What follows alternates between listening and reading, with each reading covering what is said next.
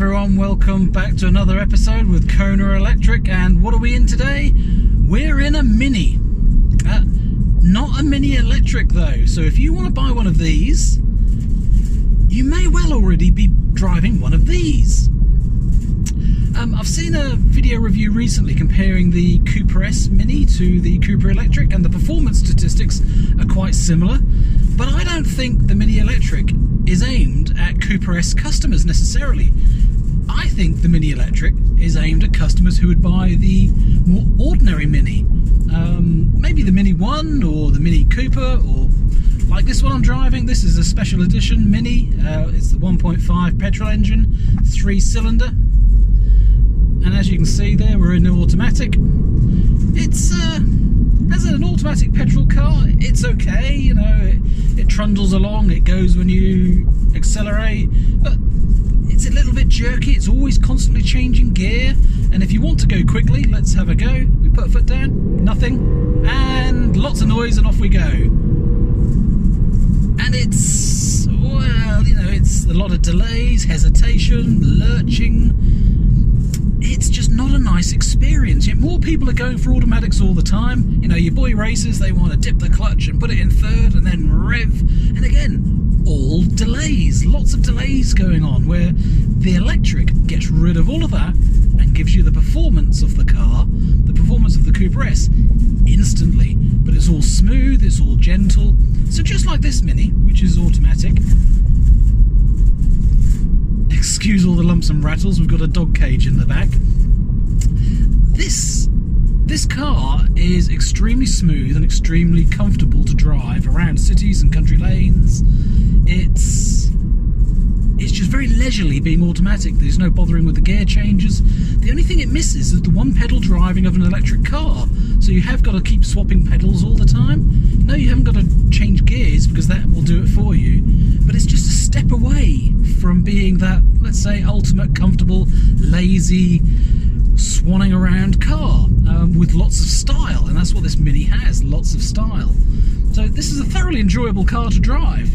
Even though it's petrol, even though it's got gears, an automatic gearbox, it is thoroughly enjoyable. It's a nice small steering wheel, it's a very tight drive, it lumps and bumps over the roads a little bit because it's sprung quite hard, but that's what it's supposed to do. And that rattling in the back, as I said, is the dog cage rattling, so I really should have taken that out before I did this video, so I'll have a look at the video and see how it comes out. If it's rattling too much, I'll redo it, I think.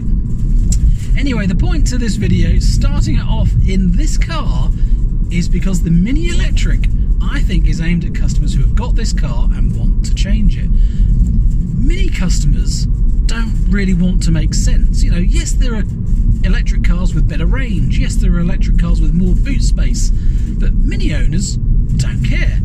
Mini owners just want a Mini because it's got style, it's got the look that they want, and it's that look and that comfort inside and that build quality. That's what they're after. Nothing else matters. They're not buying a battery, they're buying a car.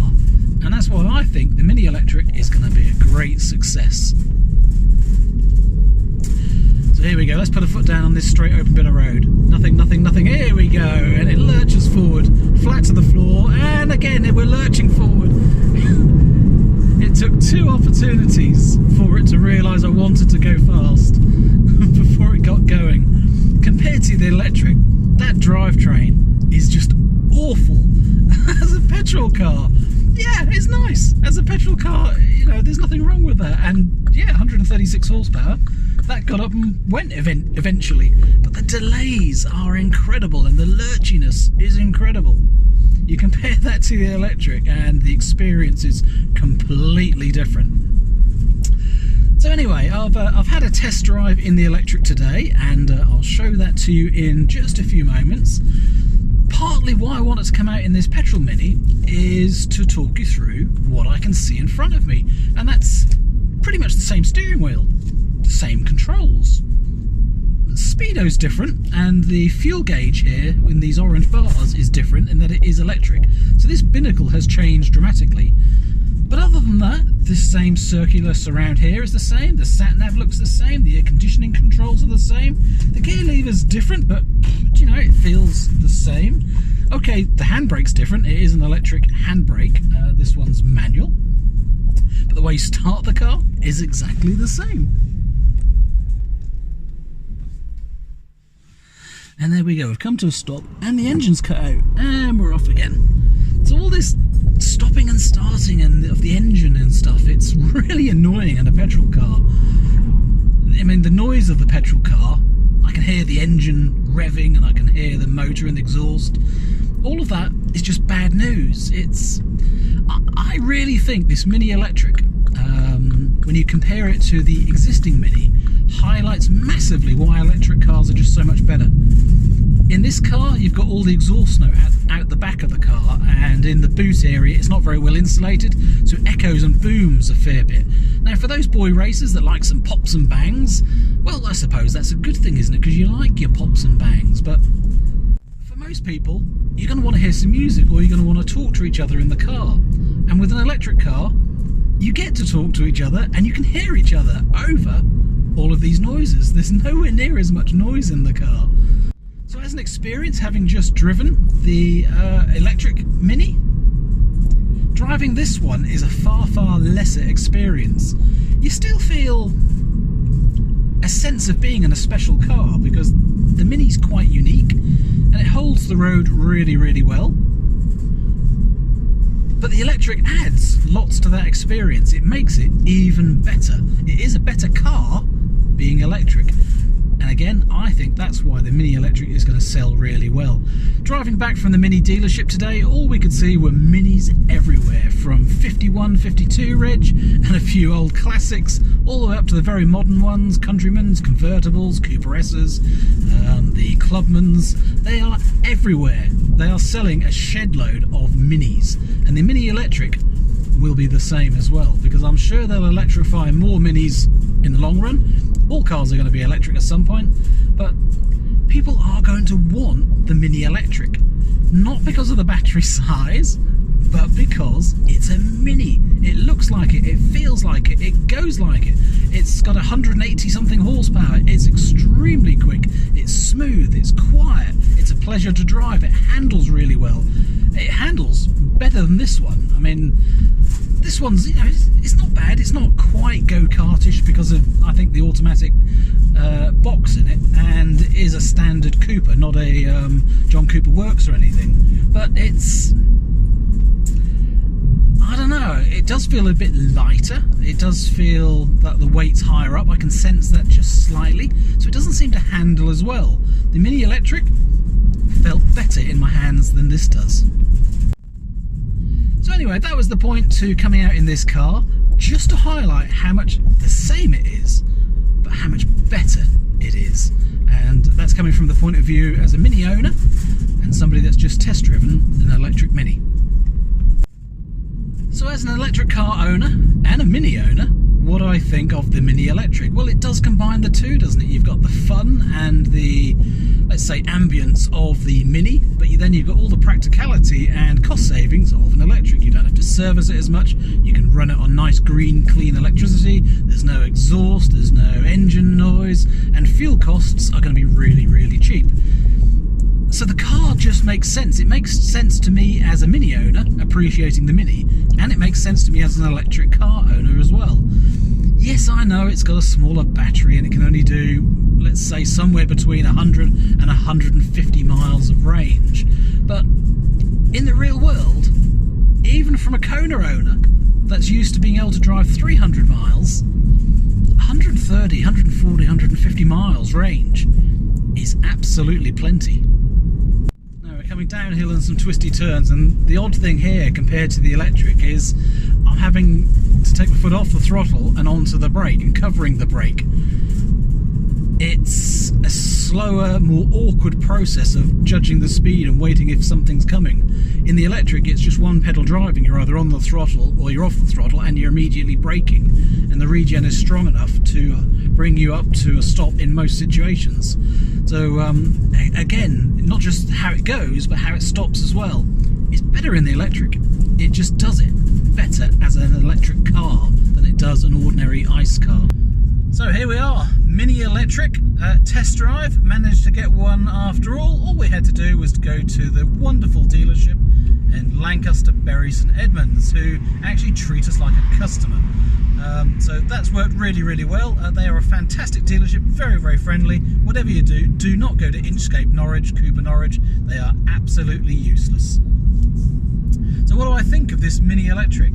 Well, pulling away for the first time, the first thing I notice is the creep capability of the car is very much slower. It doesn't want to go at all. That it's in regen and it's going to stay still, whereas the Kona, once you press the accelerator, it's just off a little bit more. So, you know, that's quite nice. I quite like that. We're much more in control of the car at low speeds.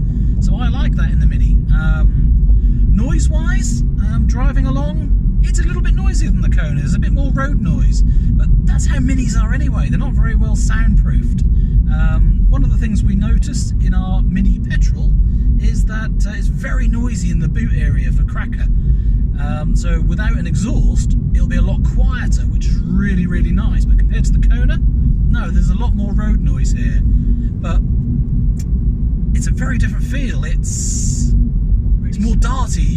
I mean, I've hardly turned the steering wheel, and you can just feel there's a presence on the steering wheel, that it's more darty and more nimble. I've just managed to find the switch down on the dash, which is low energy rather than high energy recovery. I've swapped it into low energy recovery, just taking my foot off, and it's not regen level 1 in the Kona, and it's not regen level 2 in the Kona either. It's like 1.5, I would say, compared to the Kona. But in high energy recovery, yeah, that's equivalent to regen level 3 in the Kona. So you get like a 1.5 or a 3. Yep, they didn't look where they go until the last minute. So the regen is very, very nice, and it's controllable on a switch that's easy to reach, just in front of the gear lever, should we call it. Visibility here in the Mini, I'm very impressed with the pillar at the side of the door. There, I've got a lot more visibility here than I have in the Kona. Looking back behind you is much harder in the Kona.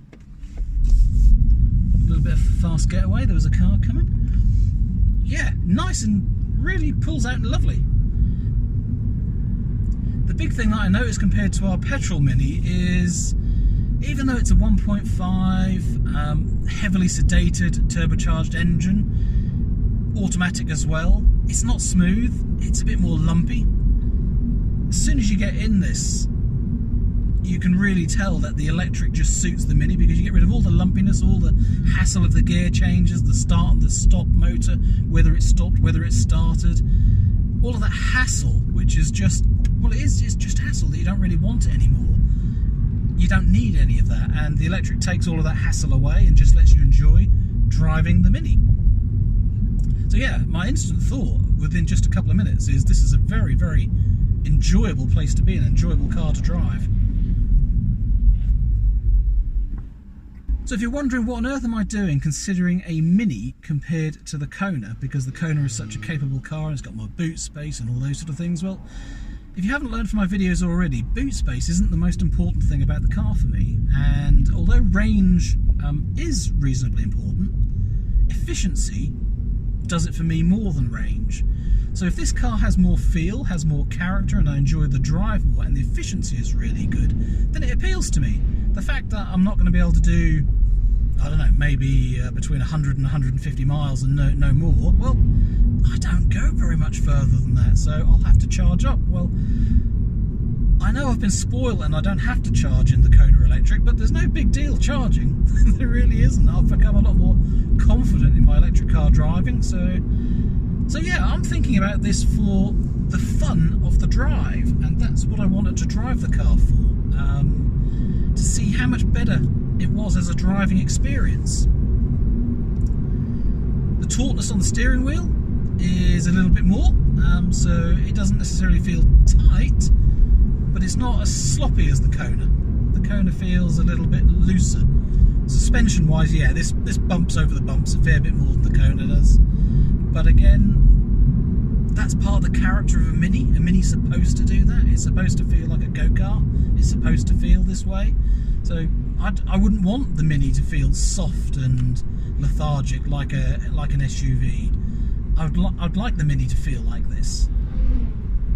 So the big thing that I want to try and get from today's test was efficiency. I've just seen Bjorn Nyland's test recently saying how efficient the car was, and that really does take away the negatives about how poor the range might be in this car, because it's only it's a poor little 28.8 or 30 kilowatt hour battery in it. So if it only does 4 miles per kilowatt hour, you're talking 90 miles to 120 miles of range is what it's likely to do. But if the efficiency is really good and you can get 5 miles per kilowatt hour, then you're going to get a lot better range than that. So this car becomes a lot more capable in my sort of hands. If you're going to get in the car and thrash it and turn all the heaters on, then it's not going to do very well at all. But if you drive it calmly on city roads and country roads, as I do, economically, then how good is it going to get? And that's what I want to see. Again, going back to Bjorn Nyland's video recently, he was testing it at 90 kilometers an hour, steady driving and on motorways, and he was getting, or what did he say he was getting? Was it only 12 point something? 12.4 watt hours per kilometer, which is very, very good efficiency. So how does this feel compared to yours? Your petrol Mini? A lot smoother. I was surprised how much smoother and, as you say, less lumpy it is, considering we're both automatics. But right, so we've just turned off onto a road that's got grass in the middle of the road. So yeah, we're going to test what a bumpy road is like in this Mini. But it's really smooth. It actually seems better than yours. It is. Okay, Susan's Mini has got a dog cage in it which rattles around like anything. So there's a heck of a lot of rattles coming from the car, but even without that, this does feel nice. So yeah, excuse we've got face masks all over, but obviously the new protocol in the dealerships is you have to wear face masks. I've still got it on. Let's take it off my ear so it doesn't look too bad.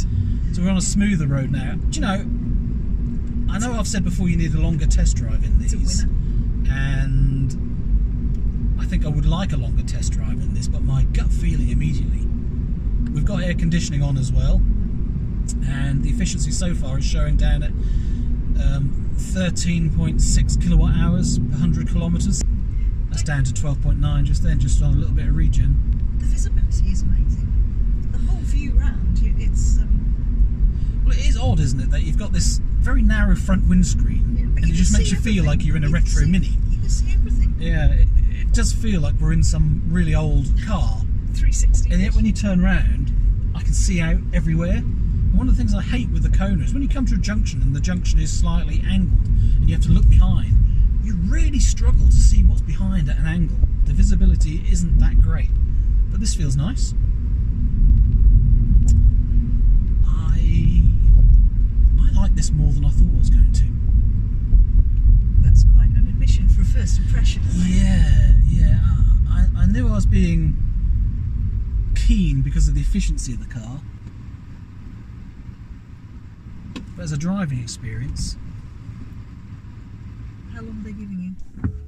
This is the odd thing, you know, if you haven't seen my videos before about what a terrible experience we had with the Mini dealership in Norwich, well, basically they wouldn't even give me a test drive, they wouldn't give me a quote for changing the car, they wouldn't even let me sit in one of the cars. It really was like I was a piece of dog dirt on the bottom of their shoe and they didn't want to have anything to do with me. So Inchcape Norwich, absolutely useless. I would never buy a car from them after not just one experience but the multiple experiences that I've had. Even after talking to Mini customer services, asking for their help because I had a bad dealership experience, they basically supported the dealer, contacted the dealer, and they then came back saying they're still not going to give me a test drive because I'm a vlogger.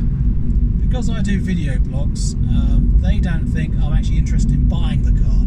How they think I got a Kona in the first place, I really don't know, but they obviously believe that all I want to do is do a video of this car and not actually consider buying it. whereas Lancaster, Bury St Edmunds, so welcoming, so friendly. I'm just being treated as a customer, as you would expect.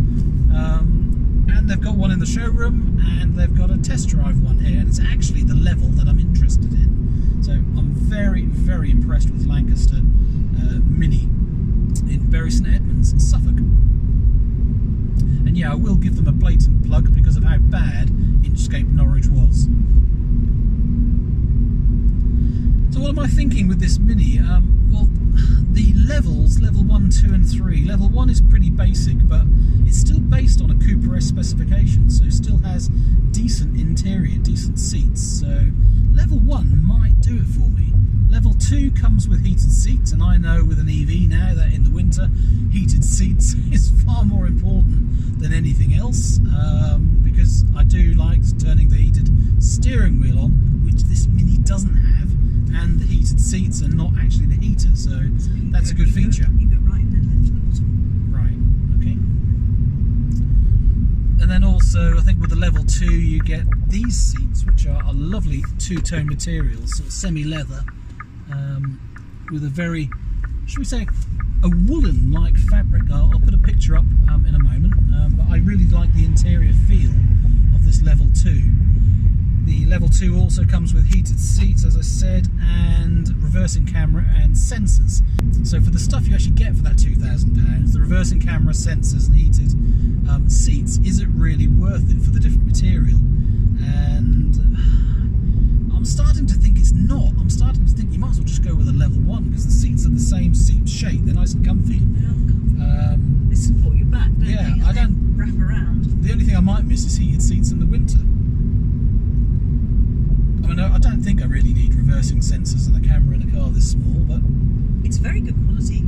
It's like a photograph. Yeah, the camera quality is very good, but it doesn't have those guidance lines that the Hyundai has, which is very nice. So the test drive we're taking on here is just around the Bury St Edmunds country roads. All I wanted to see was if I'm going to knock around in Norfolk like I normally do, doing 20, 30, 40, maybe up to 50 miles an hour, what sort of efficiency am I going to get in my trips? So I just wanted to do 10 miles or so, not a lot more, just to get a feel for that. And again, the average now is 13.3 kilowatt hours per 100 kilometres, and I'll put on the screen what that is in British money. Interesting. We have a truck coming. Yeah, no, he's pulling in. You're right. There you go. Nice man. Yeah, regen level 3, should we call it, on this high regeneration, is very, very good for 1 foot driving. It really does mean you can drive it just like you do in the Kona in 2 or 3. No use of the brake pedal at all. Very, very nice. Do I miss the paddles? No, I don't. That's nice and smooth. I could really get used to that. The road noise? I don't mind that. I don't mind that. Again, it's a very smooth noise. I found the Kona more annoying, quite frankly, with its road noise. It's more gravelly road noise with the Kona, whereas this is just a constant. I can't hear the Vess either. When we go below 20 miles an hour, I can't hear it from inside the car, which is how it should be. You should hear it on the outside, whereas in the Kona I can hear it and it does annoy me. So far, as a car, I'm loving this. It's a lovely car to drive. Yeah, it's like being on holiday. Yeah. And this is it, isn't it? If this car really only does 100, 120 miles maximum of range, then are you going to get range anxiety? Well, I've now got used to a Kona where I don't worry about miles. So I've got a mentality where I haven't even looked at what the range says on the car. I trusted the guy. He said he filled it up, and I haven't even got to think about it. And let's have a look. Where does it say on here? Oh, there it is. 105 miles. So It has left. it has 105 miles to go, but I now know 105 is just huge. So I'm not so worried about it. And now chargers are popping up all over the place when I want to go on trips. Do you know, I've got all the time in the world. I don't mind. So yeah, I'm thinking this might be a lovely different experience, just to try something really, really different. I don't need lots and lots of space in the car. Yeah. this could be a really nice experience. So what about the dash then? So, all right, let's get one of the bad things out of the way. The sat nav in the Minis are not good. There's no detail on the screen. It's not very intuitive to use. It's going to take a while for me to adjust to it. Sorry, do you want to go left here? If you're looping back. And it's absolutely famed in R1, at least, that it tells you about 1 yard before the junction to turn. So basically you always go past the junctions that you need to. Well, that's only when she tells you a quarter of a mile before you need to turn. Yeah, you have to pay great attention to the instructions that it gives you a couple of minutes before the turning. She tells you very far out, and then at the last minute there's nothing in between. So the Hyundai system of media and sat nav in it is better. But, you know, I can use Google Maps and I can use Waze, so that shouldn't be a problem at all. So I think that's the bad thing about it, the sat-nav, that you're actually paying for some money. I don't really like it, it's not that good. But as for the media, well, so long as I can plug a memory stick in, you know, a USB stick, and play some music, or play it through the phone, memory stick hole, I'll be very happy. One of the things that I can see immediately on this screen here, on this binnacle in the front, is on the left I've got a power meter that shows me how much accelerator I'm using, so that's good. That helps with your efficiency on not pressing the accelerator too much. And on the right hand side I've got the battery gauge on how full the battery is, and it says it in percentages, and there are nice clear bars. The Hyundai one is just useless. It's a waste of time having those bars there. It's too granular, you can't see what real percentage it is. But on this Mini one, yeah, it's described and, what do you call it, etched. The numbering on it is in number percentage, and it just seems intuitive. I can see how full the battery is here quite easily. What the actual percentage is though, I can't see anywhere that tells me the actual percent of the battery, so I'll have to look for that later. Steering wheel's got a nice feel to it. It's semi-leather, synthetic. It feels just like Susan's does. Everything feels just like a 3-year-old Mini. It all feels exactly the same. It's the F56 specification, I believe. It all feels nice materials, well put together. A little bit rattly on this binnacle thing on the front. What have we got here? This orange thing. Red and orange. That's the ambient, isn't it? Yeah, but is that much power putting in? If you press the accelerator, does that go up It does higher? go up, yeah. Alright. So the ambient lighting goes in line with you pressing your accelerator, potentially. Oh, it does. Look, it's going down now. Yeah. This is natty. I suppose it is just like a Mini. It's got character. It does it differently. So why would you want to buy this car rather than something else? And it's because you like the look of it. You like the Mini. It's a very jolly feeling. It makes you feel happy driving it. It's not about how many miles does it do in range or how fast 0 to 60 it is. Well, you know, maybe it is because it is quite quick. Yeah. It is about how it makes you feel, the ownership experience, where that is where Hyundai get it absolutely wrong, in my opinion, because when you look at a row of Hyundai cars, it's just the dullest looking line of grey Euro boxes you've ever seen. They really are dull by comparison to the design of, say, an Alfa Romeo or this Mini. There's just not much to it. They're great cars and they do a great job, and the technology and the drivetrain is fantastic in the electric Hyundais, but it doesn't give you a good ownership experience, as in the feel of them. And then something else that might put you off Hyundai, well, yeah, that's the ownership experience when you've got to deal with issues like software updates. Hyundai in the UK don't seem to have a clue how their software works. These blank packages to install in the cars arrive with limited instruction. Sometimes they install it and it breaks the car, sometimes it works, sometimes it updates your version numbers, sometimes it doesn't. It's the experience of sending a car back to a dealership and then finding out how it works or doesn't is ridiculous. It's a very solid build, this, isn't it? Yeah. One of the things that makes me laugh is I went to have a look at the Renault Zoe, and I sat in the demonstrator car at the Renault dealership, and I didn't really like how flat flat and unsporty the seats were. They were rather basic and not very nice. Do you know where we go? Just over there. Okay. And as I sat in it, it was like sitting on a 10-year-old mattress where the springs were squeaking. And every time I moved, it went creak, creak, creak, creak. And this was in a brand new car. And to me, it just showed how cheap a car it really was, even though it had a £35,000 price tag. This car, from its basic form, only has a £24,900 price tag, plus the 3,000 grant, so 28,000. But it feels it. It feels like it's a premium car, just on the look and the sensation and how it's put together. It feels a more quality car. Straight over for full. Thank you. So I know the Zoe is a better EV from range point of view, and I'm not sure about other aspects of the electric side as yet. Regenning this actually feels really, really nice, and you can hardly say the drivetrain from an i3 isn't very good, so I don't know, you know, the Zoe might be a better EV overall. It might have some better tech in it, like it might have adaptive cruise control that this doesn't have, but